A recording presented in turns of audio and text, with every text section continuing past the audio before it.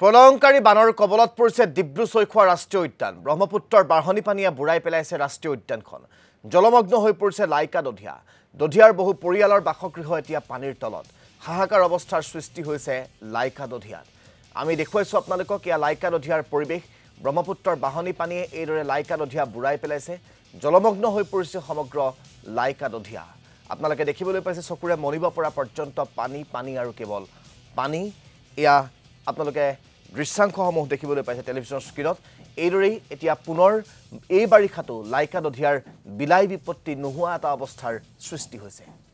আমাক তাৰ কিছু পৰিৱেশ দেখুৱাব সাংবাদিক বিশ্বজিৎ ফুকনে। হয়, বছৰৰ দ্বিতীয়টো বানত এতিয়া জলমগ্ন হৈ পৰিছে ডিব্ৰু-চৈখোৱা ৰাষ্ট্ৰীয় উদ্যান।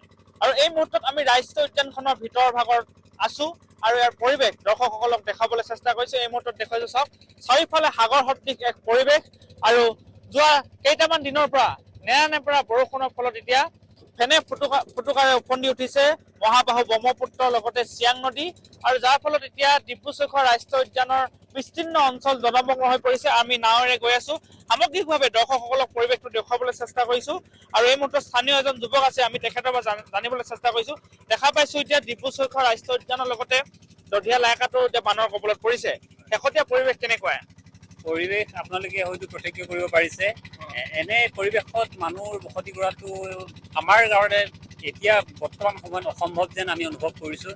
কাৰণ এনে পৰিৱেশত মানুহ জীয়াই থকাটো আমি সেইটো ভাষাৰে প্ৰকাশ কৰিব নোৱাৰোঁ আপোনালোকৰ আগত। এতিয়া যিটো পৰিৱেশৰ সৃষ্টি হৈছে, এই পৰিৱেশৰ পৰা কিন্তু ডিব্ৰু-চৈখোৱা ৰাষ্ট্ৰীয় উদ্যানখনলৈ দিনক দিনে ভয়াৱহ ভাবুকি নামি আহিছে। কি ক'ব ইয়াক? চব আপুনি ঠিকেই কৈছে। অনাগত দিনত যি গাঁৱৰ বসতি স্থল, সেই বসতি স্থলবোৰ দিনক দিনে ব্ৰহ্মপুত্ৰ মহাবাহুত যাবলৈ আৰম্ভ কৰিছে। এতিয়া মানুহ গাঁওবাসী অকল উপায়হীন হৈ ডিব্ৰু-চৈখোৱাৰ ভিতৰ ভাগলৈ সোমাই আহিবলগীয়া আছে। তেনে পৰ্যায়ত অনাগত দিনত আমাৰ ডিব্ৰু-চৈখোৱাৰ যি সৌন্দৰ্যতা, সেই সৌন্দৰ্যতাৰ ওপৰতো প্ৰভাৱ পৰিব বুলি মই সন্দেহ প্ৰকাশ কৰোঁ।